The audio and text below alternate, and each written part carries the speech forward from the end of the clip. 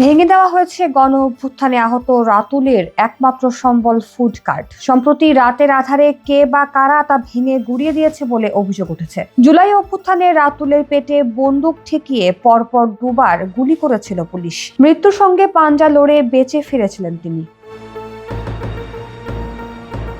চিকিৎসা চালিয়ে যেতে এবং পরিবারের হাল ধরতে উত্তরা হাই স্কুলের পাশের সড়কে দিয়েছিলেন একটি ছোট খাবারের দোকান। সেটাই ভেঙে দেওয়া হলো। এ ব্যাপারে আহত রাতুল বলেন, বৈষম্য বিরোধী ছাত্র আন্দোলনে গুরুতরভাবে আহত হয়ে নিজের চিকিৎসার খরচ এবং পরিবারকে সচল রাখতে উত্তরা 7 নম্বর সেক্টর 28 নম্বর রোডে আমি একটি ছোট ফুড কার্ট দিয়েছিলাম। সম্প্রতি উত্তরায় একটি দুর্ঘটনার প্রেক্ষিতে 7 নম্বর সেক্টরে যত ফুড কার্ট আছে তা ভাঙচুরের হুমকি দেওয়া হয়।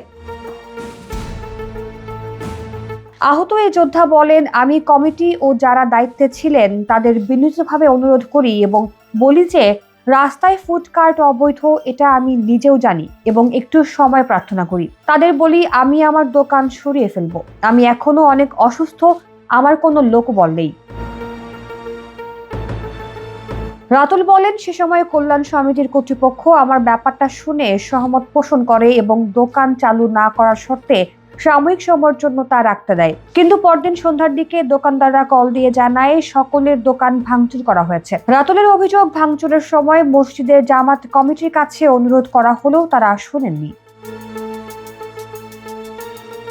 পরে রাতুলের দোকান সহ অন্যান্য সবার দোকানে ভাঙচুর ও লুটপাট চালানো হয় বলেও অভিযোগ করেন তিনি। আক্ষেপ করে রাতুল বলেন, এই ছোট্ট দোকানটি ছিল আমার শেষ সম্বল, আর সেটাও কেড়ে নিয়ে ধ্বংস করা হলো। তিনি এর উপযুক্ত বিচার দাবি করেন।